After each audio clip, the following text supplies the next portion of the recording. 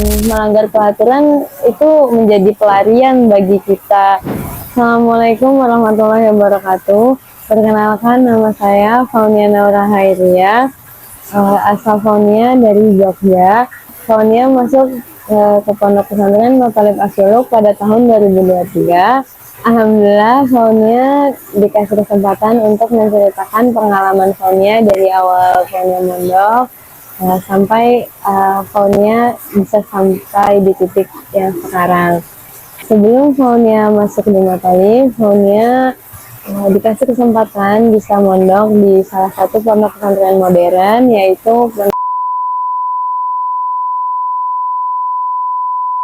di sana. Awalnya Faunia kira yang Faunia tahu tentang mondok itu hanya untuk berangkat sekolah, untuk mencari teman, untuk bersenang-senang, dan untuk berhibur.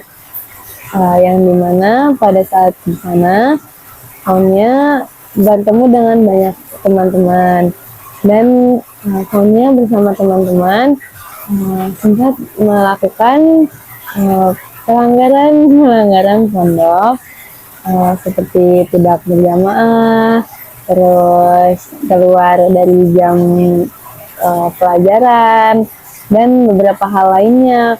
Mungkin karena faktor labilnya usia Faunia dan teman-teman Faunia, dan karena tidak adanya bimbingan khusus untuk Faunia dan teman-teman Faunia. Pada saat itu, Faunia dan teman-teman Faunia menganggapnya bahwa hal tersebut adalah hal yang wajar, karena mungkin kita sudah sekolah dari pagi sampai sore, terus ya jadi melanggar peraturan itu menjadi pelarian bagi kita, untuk mencari kebebasan, untuk mencari kesenangan. Ya, apalagi di usia-usia labil seperti Faunia dan teman-teman Faunia. Dan tiba saatnya ketika Faunia duduk di bangku kelas 2 SMP, Faunia mulai tidak nyaman dengan keadaan, dengan lingkungannya, dengan pertemanannya, dan termasuk dengan pelajarannya. Faunia ketika jadwal telepon tiba selalu menangis dan selalu meminta untuk pulang. Dan begitupun dengan liburan ketika liburan datang itu hal-hal yang sangat ditunggu-tunggu bagi Faunia, karena untuk berdiskusi dengan kedua orang tua Faunia, hal yang akan Faunia diskusi terus-menerus itu ya sama, kapan Faunia bisa selesai mondoknya, kapan Faunia bisa keluar secepatnya.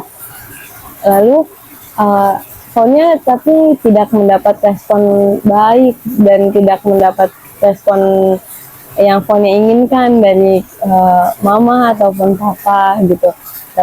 Faunia masih harus balik ke pondok, Faunia masih harus berangkat ke pondok gitu, dengan penuh rasa kesal, dengan penuh rasa berat hati.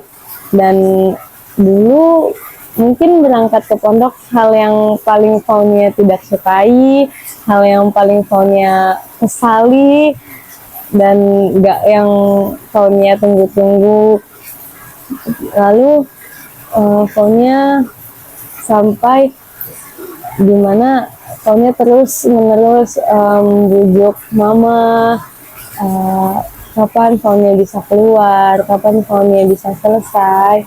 Dan pada bulan Juni ketika masa pembelajaran selesai, Faunia berhasil untuk membujuk mama, dan Faunia kira mama akan memindahkan Faunia ke SMP negeri, tapi ternyata mama memilihkan Faunia untuk mondok kembali di Matalib Asyuluk bersama saudara Faunia. Awalnya Faunia kira akan seperti akan berangkat sekolah, akan faunanya sama saja seperti teman-temannya, akan sama saja seperti dia. Tapi ketika faunnya jalani, faunnya ternyata salah. Setelah faunnya 1 bulan, 2 bulan di Matolib, faunnya hanya bisa mengikuti secara tradisi kakak kelas yang ada di Matolib, tanpa tahu apa alasannya, tanpa tahu apa tujuan dan manfaatnya.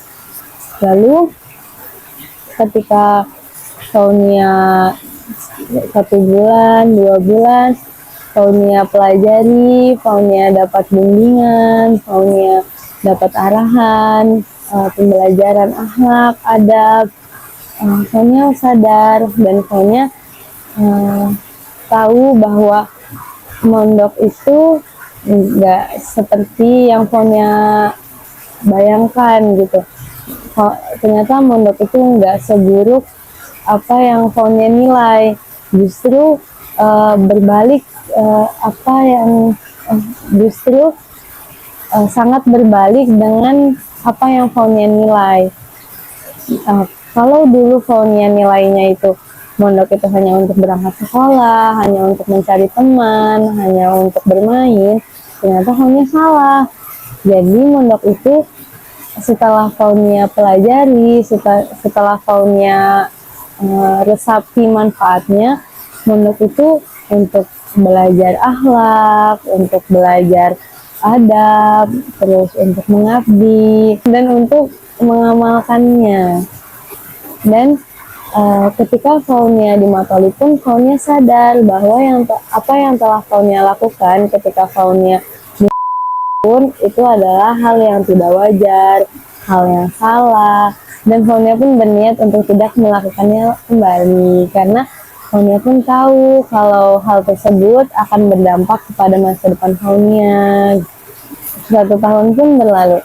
Fonya yang awalnya hanya mengikuti hanya karena tradisi turun-temurun, tanpa tahu apa alasan, tujuan, dan manfaatnya, akhirnya pun tahu semua manfaatnya, semua tujuannya, dan semua alasannya kenapa harus kita ketika ada guru harus nunduk, harus merunduk, kenapa kita harus bertutur kata yang sopan, harus bertutur kata yang lembut, terus kita harus kepada teman harus sopan, harus menghormati, harus menghargai. Dan Fonya pun dibimbing oleh Mbak dan sampai Fonya pun mengenal Abi dan Umi. Abi dan Umi yang selalu mengajarkan banyak hal yang Fonya belum pernah mengetahui sebelumnya. Fonya yang belum tahu tentang bagaimana administrasi, bagaimana dunia luar, bagaimana dunia pesantren, semuanya diberitahu dan diajarkan oleh Abi dan Umi. Dari Fonya yang belum bisa mengaji, dari Fonya yang belum bisa bertutur kata dengan enak, dengan halus, semuanya diajarkan oleh Abi dan Umi di sini. Abi yang mengajarkan bagaimana Fonya nanti di masa depan, Abi yang membekali Fonya ketika di masa depan, jika Fonya ingin melangkah, Abi yang membekali, Abi yang menasihati, jika Fonya salah, Abi yang menegur, diiringi dengan nasihat Mbak Rani, Mbak pengurus, lalu ada Umi yang selalu mendampingi. Mungkin tanpa adanya Abi, Umi, Mbak Rani, Mbak pengurus, nggak akan ada Fonya yang sekarang, nggak akan ada hidup Fonya yang terarah sampai sekarang. Hidup Fonya yang sekarang terarah, tertata tujuannya karena Abi dan Umi yang selalu menunjukkan arah dan tujuan, yang selalu menyinari kemana arah dan tujuannya hidup Fonya, yang selalu membimbing, menuntun langkah Fonya, yang selalu mengenalkan Faunia kepada Allah, yang selalu mengingatkan Faunia kepada sholat, kepada mengaji, lalu kepada bagaimana akhlak kepada orang tua, kepada uh, baginda Nabi, mengenalkan Faunia kepada baginda Nabi, kepada Allah. Lalu ada Bamba pengurus yang selalu menjaga, yang selalu menasehati, selalu siap siaga ketika Faunia butuh, ketika Faunia sedang gelisah, ketika Faunia sedang butuh tempat bersandar. Faunia selalu datang kepada Bamba pengurus, dan Bamba pengurus selalu menerima. Ketika Faunia salah, Bamba pengurus selalu membukakan pintu maaf. Begitupun juga dengan Abi, Umi, Mbak Rani, beliau selalu menerima Faunia kembali, meskipun Faunia selalu mengulangi kesalahan-kesalahan Faunia tersebut, selalu menerima Faunia dengan penuh rasa kasih sayang, dengan penuh cinta dan belas kasih mereka yang tulus. Mungkin Faunia harus berdarah dulu sampai detik ini.